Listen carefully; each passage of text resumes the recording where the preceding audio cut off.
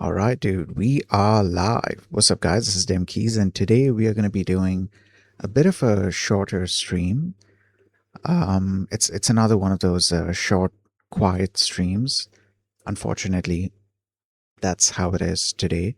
Tomorrow we're going to do a, longer and I guess not so quiet stream. But okay, between yesterday and today, I've made some progress. Give me a second. Yeah, between yesterday and today, I've made a bunch of progress in actually a couple of different things. I was doing research on the Git related stuff. I set up my auth flow. I don't think I set that up yesterday. I think I set that up the day before because I remember I was talking about it in yesterday's stream. Uh, just a second. Just need to open up my stream on my phone and then we can continue.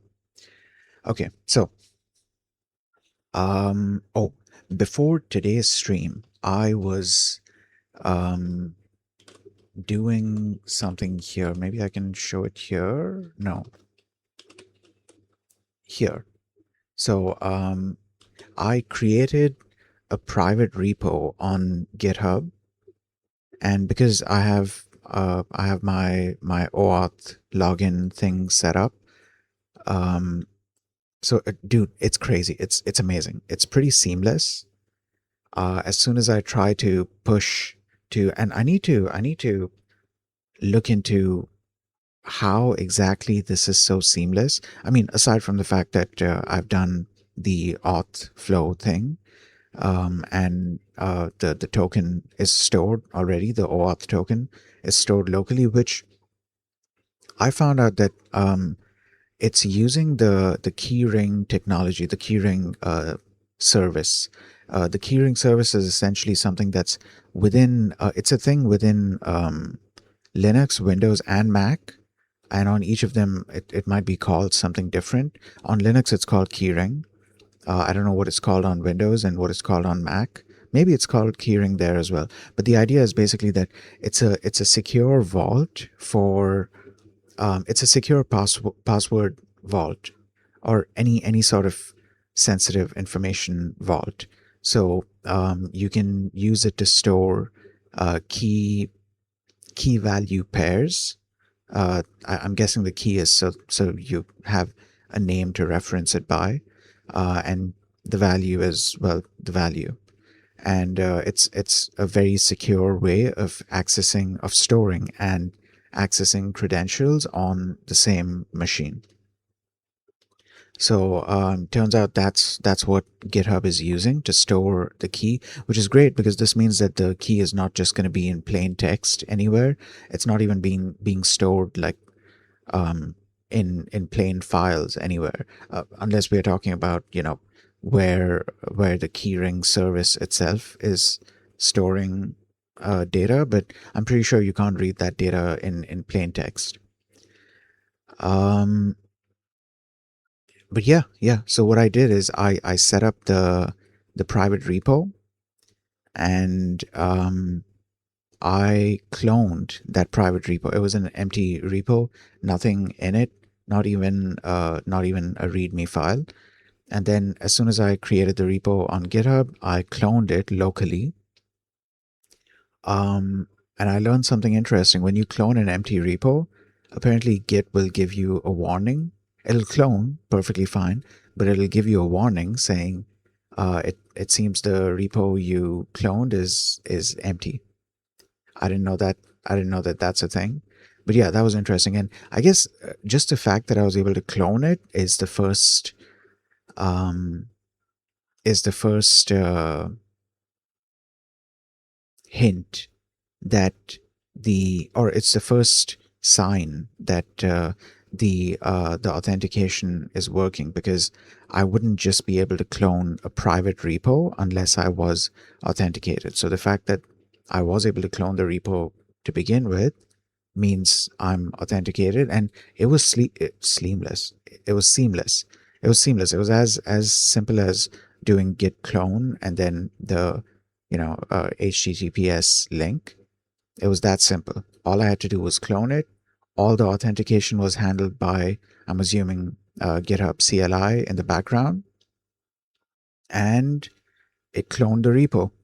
Once I cloned the repo, then I created a new file. I can show you. Oh yeah, this is actually, wait. I created two files. I can open this up as well. So I created this file first. It was some file O1, and I wrote ABC to it. And oh shit, I am trying to show this to you guys, but you can't see because the browser is blocking the thing.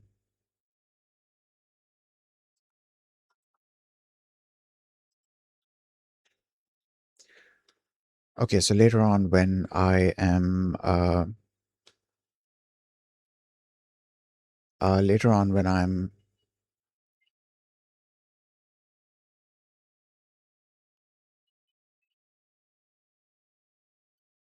sorry, zoned out. Later on when I'm reading something, I don't know if I'll get to the reading part. I guess I'll just talk about the stuff that I've been doing and the stuff that I'm probably going to be doing today, like after today's stream, because now that I've so okay, what I've done is I've set up the repo, and the repo, you can see it here. Um, Basically, there's two files in it. I mean, aside from the .git directory, there's these two files. In the first commit, I created a file and wrote some data to it, and I pushed that. I staged the changes. I committed it. After committing, I pushed, and even that was as simple as doing git push origin main. Origin is the name of the remote that's pointing to the GitHub repo, and yeah, I didn't even do origin main. I just did git push origin. So I'm guessing if you do git push origin, it pushes all the branches. I don't know. I'll have to look into that. Another thing I need to look into is how is branch management handled. But I guess for that we need to dive deeper into this. Um, Wait, where was it? Was it here? This is working with remotes. Pushing. I didn't finish reading this section yet. But yeah, this is the branching section that we're going to move on to next after we have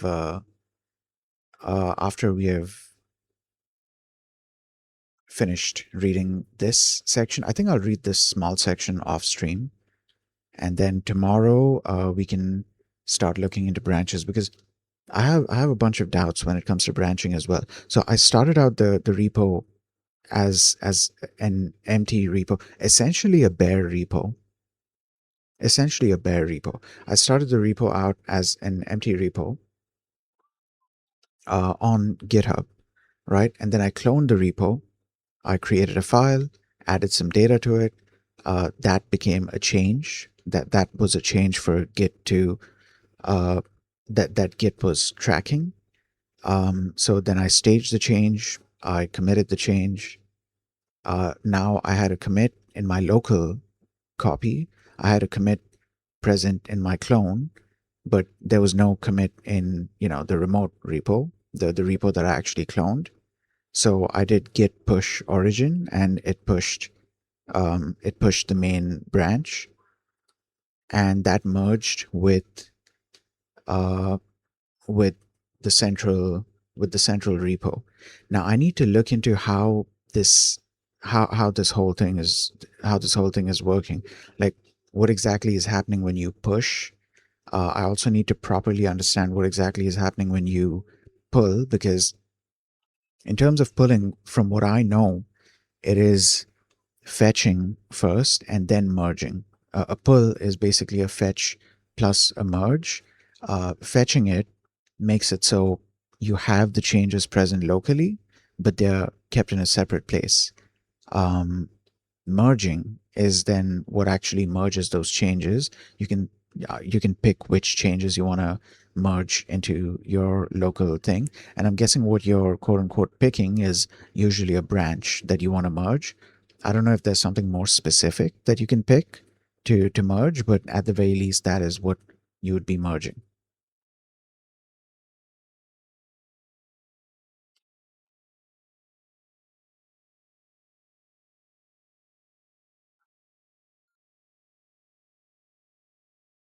Sorry. Uh, so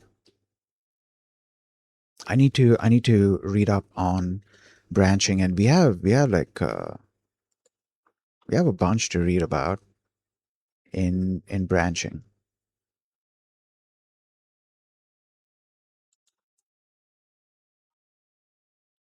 So we have a couple of topics here. We have branches in a nutshell. We have basic branching and merging. We have branch management, branching workflows, remote branches. Okay, so this is going to be covering the doubt that I had. This is going to be something interesting to get into. It's going to be something interesting to look into. Even if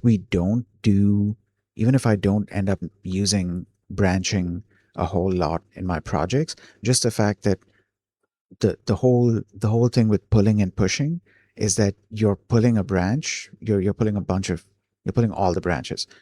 Um, and actually, I should look into if there's a way to pull individual branches and not all the branches at once. Yeah, that would be something interesting to experiment with. Um, what was I what was I saying? I was saying something about branches that I needed to. Yeah, even if we end up not using branching nearly as much, like directly, the fact that when we are pulling branches, and when we are pushing branches.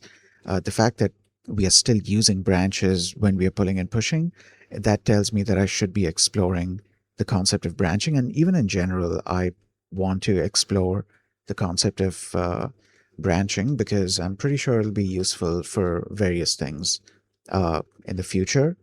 And especially like I'm pretty sure when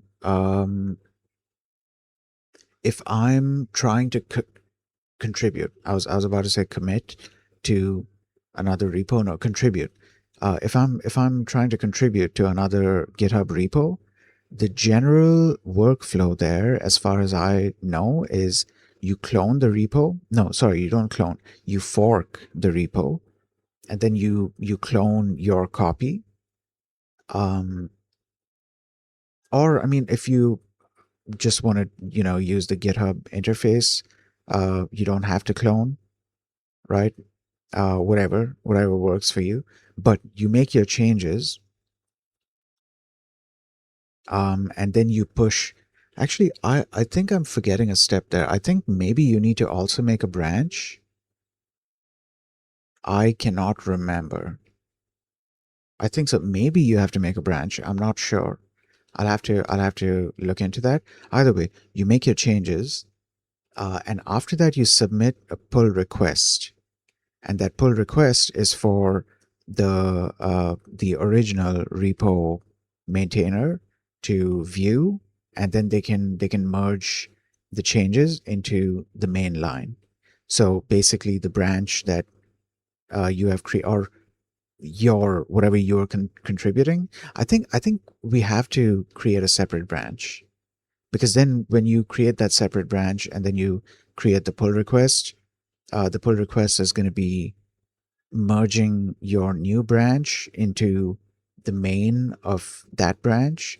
I think so. I don't remember the workflow exactly, but yeah, it's something along those lines. The point is, even there, branching is a thing.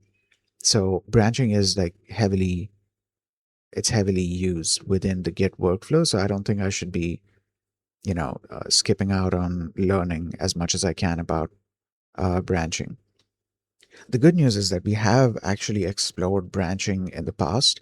At the very least, basic branching, we have explored it. Uh, at this point, I would like to explore all of branching. And dude, I guess past that point we are basically done. Actually, one more thing we would need to look into, and that's tagging and Git aliases. But I don't think those chapters are nearly that big. This is one chapter. This is um, the Git tagging thing, and what comes under alias.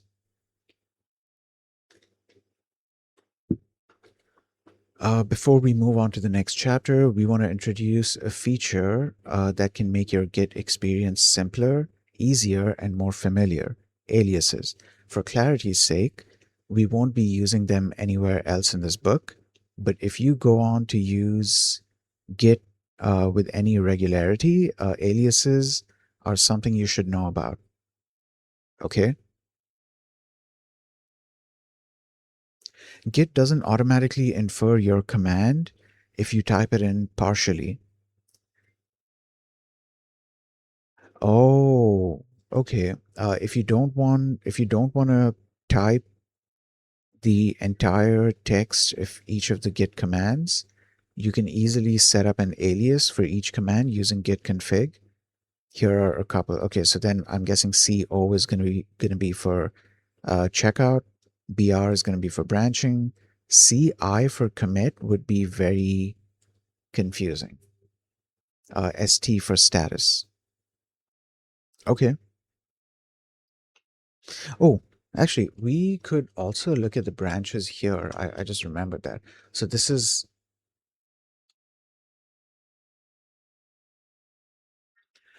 what just happened when I hit enter. Enter is to check out. Okay, okay. You know what? That's good to know, actually. That's good to know. And there's also an M for merging. Dude, I should look into this. I should look into this. We're gonna wait, let's abort this for now.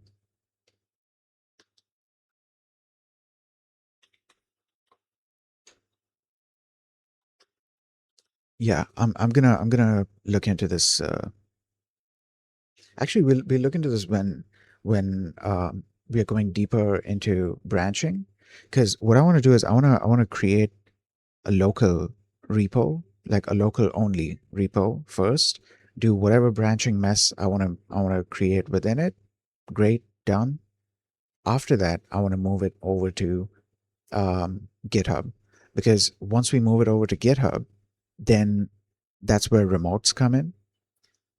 And what I want to see is what the behavior is like when the remote has a branch that local doesn't, and we pull the branch. Then, like, what's going on there? And also, I want to see what happens if local has a branch and remote doesn't, and we push. So what happens there? Um, that would all be interesting to look into. I don't think I need to spend too much time with this alias thing. Um, I'm okay with typing. That's fine. Wait, what was that last thing?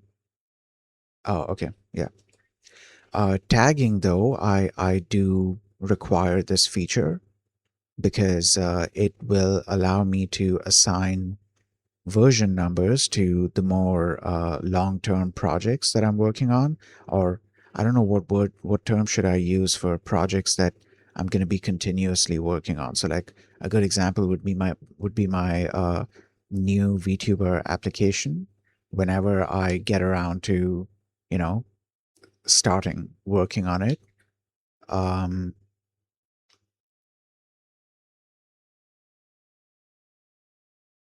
what was I saying? Whenever I get around to starting working on it, I am going to eventually have versions for it. Maybe not major release versions. I'll use the, what is it called, semantic versioning system. I'll use that. The At the very basic, in its very basic form, the semantic versioning system follows. So you have the major version, minor version, and patch version. So it's 1.0.0. So when we say version Oh, this is a good example, but here it says version 1.0. So if we just say, if we, let's just imagine it's saying version 1.0.0, that means that this is version 1, major version 1, minor version 0. So it's probably the very first of the major version. Minor version is like, it's like you've added a couple of features, but like it hasn't been a major change. You've done a couple of fixes, maybe added a couple of small features here and there. It's not like a major shift. It's not a major change enough to, up the major version. And patches is, as far as I know, mostly bug fixes, and any, maybe security updates or immediate changes that need to be made. I think that kind of stuff goes into patches. I don't think I'm going to be using patching, but I mean, you never know. Now that I have this very streamlined workflow, thanks to Git, things are going to be a lot more streamlined. Previously, I would have to set my version numbers, in a very specific way. I don't remember if I have. Um,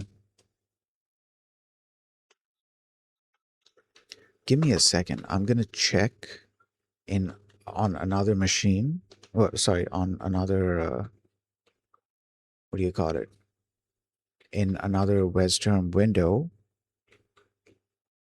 to see where I can find. Okay, so under projects, we're gonna go for, what was it? Stream stuff. Yeah, it was under stream stuff. Demkeys VTuber app temp. Demkeys VTuber temp app. And then we have, I think it's under release logs. Okay. All right. So I'm going to copy this and then come over here and cd, go into that. Too many arguments. It's because of the space. All right, so that's done. There. In here, let's open up. I don't think I need to open up NeoVim. I can just do the bat thing. What is it? I can't remember what the thing was. Wait. Yeah, dvt temp release logs.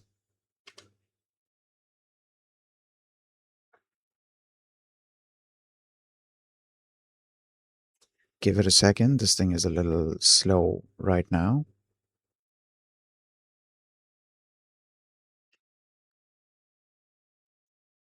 Or maybe a lot slow. Okay, I guess we'll do it here then. dvt temp app. No. Oh, are we good? Nope. Still not good. Okay. Anyways, yeah, you can read it here. At some point, it's gonna complete and then let me, yeah, there you go. Okay. So I guess this is where I was tracking. No, it's not supposed to be this. I opened the wrong one. It's release logs. Yeah, that's better. So here you can see all the version numbers. Started with version 0.5. I think I stopped at version, what is it, 0.58 maybe? Yeah, no, 3.8.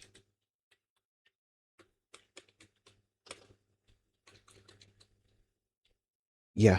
So this was, I was following semantic versioning for this, and I never really got to, you know, version version 1, which in a way is a good thing because now I'm going to be, actually, I think I'm going to jump to version 2. I am calling it Demkeys VTuber app version 2 anyways, right? I think so. I can't remember. Wait, let's go look at the mind map. Okay. Um, VTuber app, terminal bit. I don't think I mentioned the version number.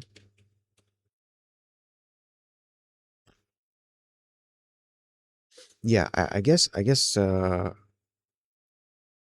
I mean technically it should be version 1, but I feel like going to version 2.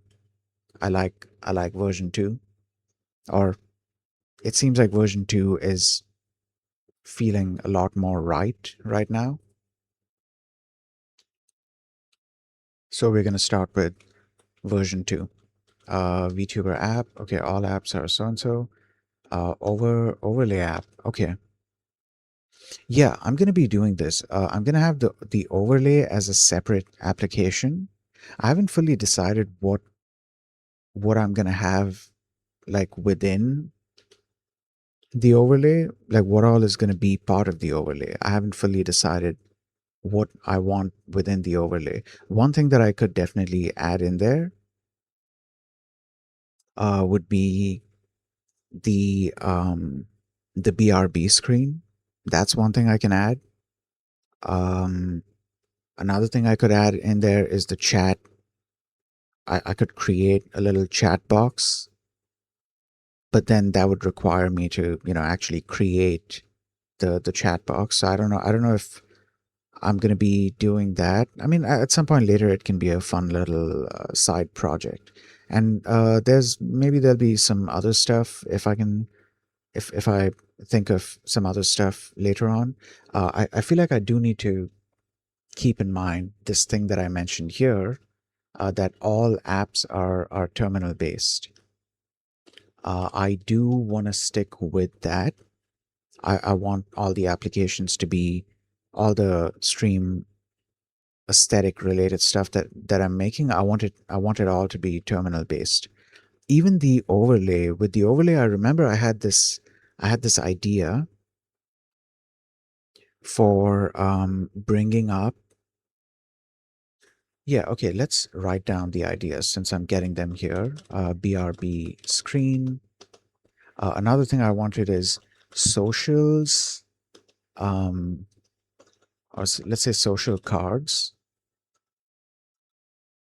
um, animated social cards. Wait, the thing is a bit stuck.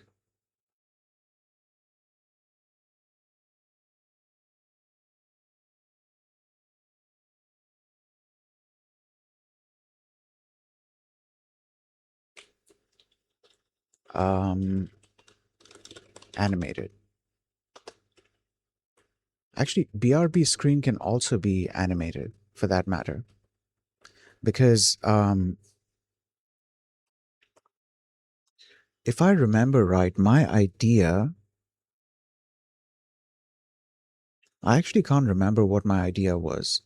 I think my idea was to use stuff like use tiny skier and then write my own little compatibility layer, my own little like glue code between tiny skier and my Ratatouille app, because I was going to be using Ratatouille for all of the TUI stuff. I believe my idea was to render stuff within tiny skier, um, but then don't rasterize it onto the screen. Send that info over to Ratatouille, where there'll be a compatibility layer in between that's going to translate it to something that Ratatouille can actually, understand and use. Um, but yeah, yeah. So even with the BRB screen, I was thinking of coming up with interesting effects like using let's say generating Perlin noise, for example, or maybe any kind of noise. Maybe I think it's Perlin. Well, Perlin noise is one of the noise algorithms available. I don't know which all are available. Um, but yeah, I was planning on using. Actually, okay, now that I think about it, all of this can be within the same project. Yeah, yeah, all of this can be within the same project. I could use Tiny Skia to to essentially draw on a 2D grid, and that's going to give me a pixel grid, more or less, that I can then do whatever with. So in my case, the whatever is going to be passing it over to a compatibility layer, which is then going to translate it into something that Ratatouille can actually use. That should be a fun project. Project? What? That should be a fun project. Definitely.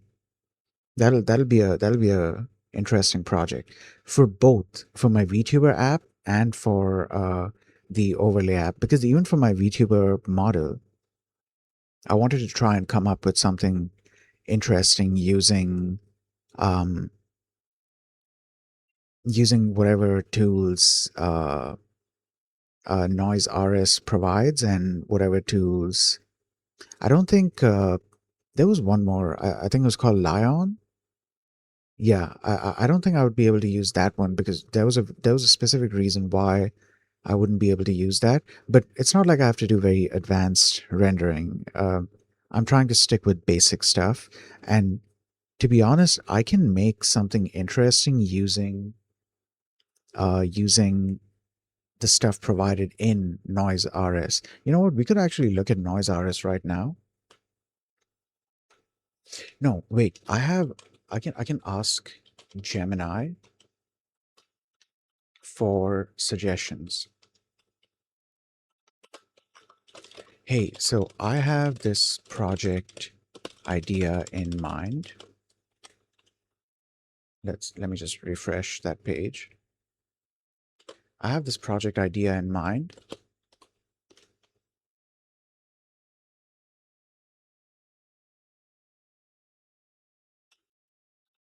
Sorry, zoned out. Um, I'm gonna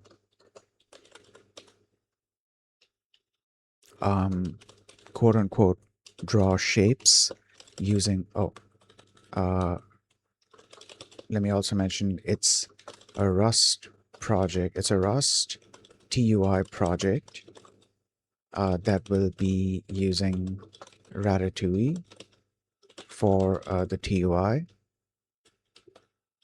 and a couple of other crates for other functionality.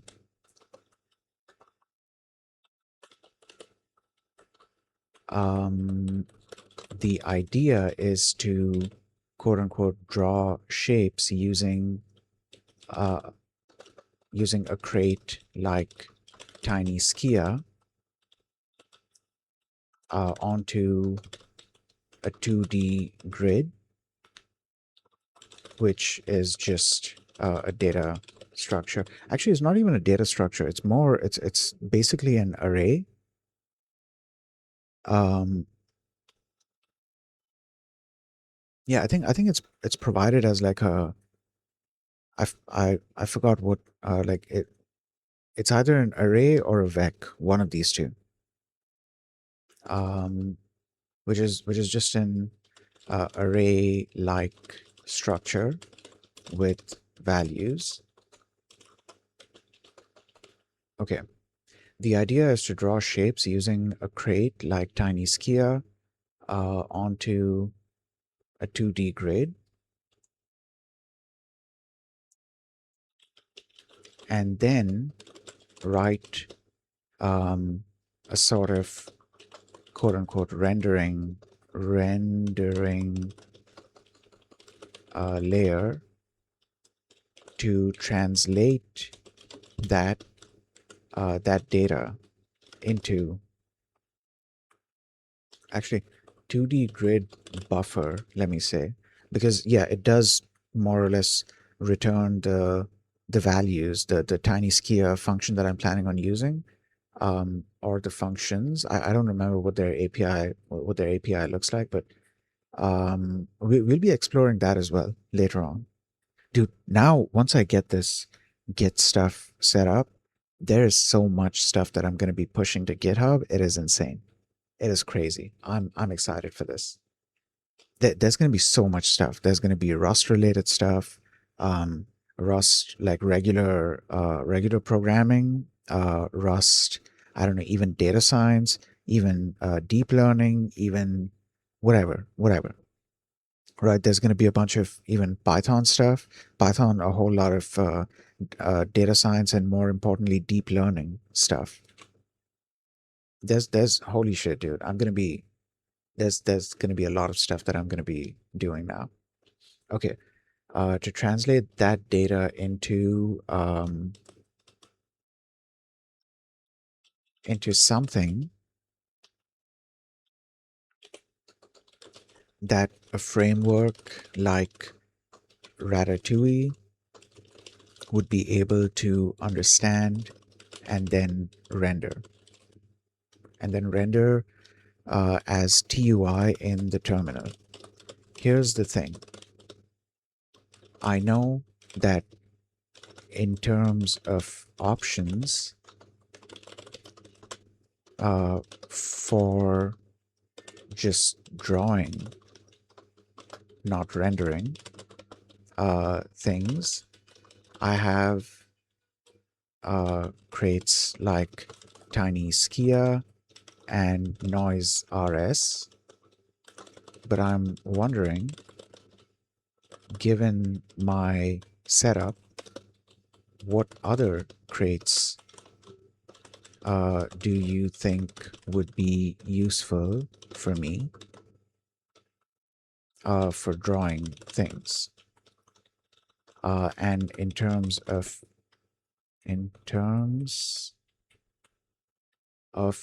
maybe animating stuff, should I be animating before the pixel? Actually, I shouldn't ask that question because that would depend on the situation.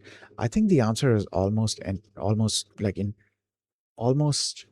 positively, um, it's going to be before I do the rendering. Yeah. So the drawing, the idea, I guess, is that, so okay, I learned this thing when I was looking into Tiny Skier. You've got the concept of drawing and rendering as two separate things, because when you drawing creates a structure, a data structure that represents what you have drawn. It doesn't represent the rendered. Yes, okay, wait. So I should mention this. Using a crate. The idea is to quote unquote draw shapes using a crate like Tiny Skier and render all that onto a 2D grid buffer. Okay, there you go. Yeah, so like I was saying, I learned that there's a like you've got drawing and rendering as two separate things, right? Drawing is when you, let's say, call, or let's say you create a data structure called a circle, and you can assign this circle a radius. You can assign, I don't know, line thickness. So when the circle is eventually drawn, is it, how thick is the line gonna be? Also, is this going to be an empty circle? So are we just drawing one line as a circle, or is it going to be a filled circle? So it's going to be like, it's not a line, it's like a completely filled thing. The entire thing is filled with color. All of these different properties, that's your drawing, right? And then you want to render this. Oh, additional properties are, um, position of the circle and depth, which in a way, I guess it counts as position, like three-dimensional position. And you would have rotation as well. But in the case of a circle, that won't make a difference. In the case of like a square or triangle or something, in the case of some other shape that isn't completely round, the rotation will make a difference. All of this stuff is part of the drawing. This is not rendering. All of this is part of the drawing. So within memory, what you're storing is not pixel values. What you're storing in memory is the data structure representing this shape that you want to draw eventually onto some sort of canvas, right? drawing onto the canvas is what happens when you render. So in the most simplistic form, in the most simplest form, drawing onto the canvas or rendering is just drawing onto a 2D grid of pixels. Um, so yeah, okay. I forgot why I was going on this tangent. Okay, for drawing things, I think I've got the rendering. Yeah, yeah. Let me mention this. For drawing things, for drawing, not necessarily rendering, because Tiny Skia will handle that and then things. In terms of maybe animating stuff as well, what are my options, and so on. Basically, given my setup and goals, suggest a bunch of crates. Yeah, so the idea that I had, like, once I start working on the VTubing app in Rust, I wanna get creative with the various tools that are available for drawing, and the VTuber avatar itself.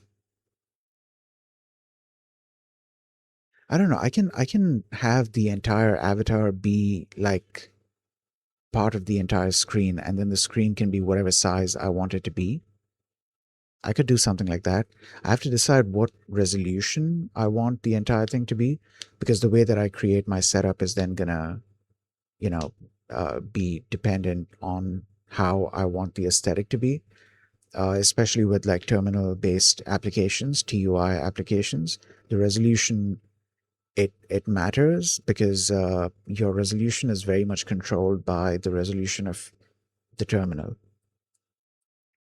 which is fine. I mean, I can open up a new WesTerm instance and, zoom out in it, and then I can have like a high resolution application there. I can have another separate low res one, which I'm just showing like the BRB screen and the I don't know, social tags or social cards and stuff like that. For the social cards, the idea that I had was just every now and then I'll have the thing pop down. Like one card will pop down from somewhere and just show my socials and then go back up. Or I can just have one thing on the screen at all times, which is constantly cycling my socials. I can code that entire animation. Okay, so Gemini said, this sounds like an interesting, fun, and rewarding project. Building a software renderer to bridge a 2D graphics buffer into a text-based terminal user interface. Okay, that's fine. Since TinySkia is handling your heavy lift 2D vector drawing, like paths, fills, strokes, transforms, and Ratatouille is handling the terminal display, you need a crate that sits in between or alongside them. Not in between, alongside, definitely. Tools to generate geometric shapes, handle math, manage animation states, and manipulate color. All right, so GLAM. Okay, the current gold standard for linear algebra in the Rust graphics ecosystem. It's a fast optimized, it's fast, it's fast, highly optimized using SIMD, and incredibly user-friendly.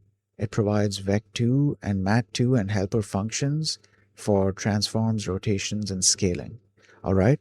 Then there's something called Euclid. If you want to keep your coordinate spaces strict, Euclid allows you to define type-safe spaces. Example, distinguishing between world space coordinates and terminal space pixel coordinates, so you don't accidentally mix them up. Okay, good to know. For animation, we have keyframe and tween. I remember the animation thing. There, I think there was a library that implemented all the basic I think they're all called tweening animations, tweening functions. They're essentially functions that allow a value to change in a certain way over time, and you can then also render that out and have it be seen as like a graph. Okay, then generative art and procedural textures. Okay, Lion is being mentioned here. The thing is, I need something that I can pass into Tiny Skia later on. Yeah, I'll have to keep that in mind as well. I'll have to keep that in mind. Because then otherwise I'll end up having to write um, like multiple compatibility layers, multiple like translation layers, because there's multiple different frameworks. So I have to translate from one to another just so things can be used. Um, okay, okay.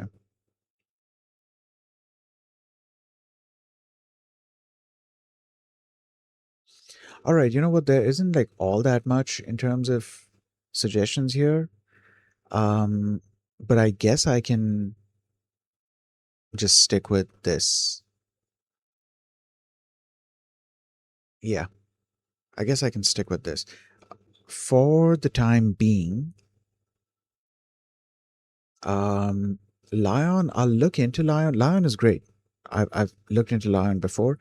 It's great, but then what it renders to, that's where things become a little complicated. Because I don't know if I'll have to write my own function to convert whatever Lion is creating into something that can then be rendered onto the final buffer that Tiny Skia is going to be rendering. That being said, I mean, NoiseRS does have a lot of functionality available. So who knows? Even and well, Tiny Skia also, by the way, has a lot of functionality. I guess I should take both of those things into account before I try to do anything. Maybe I might not even need to look into Lion. This is interesting though. Gemini is mentioning Rand and Rand Dister. As far as I know, the Rand crate is for random values, isn't it? Uh, Rust Rand Rand Dister.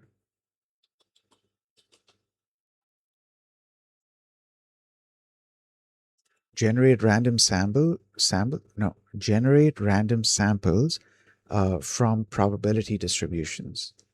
Oh, okay. This can be useful for me. Okay, all right.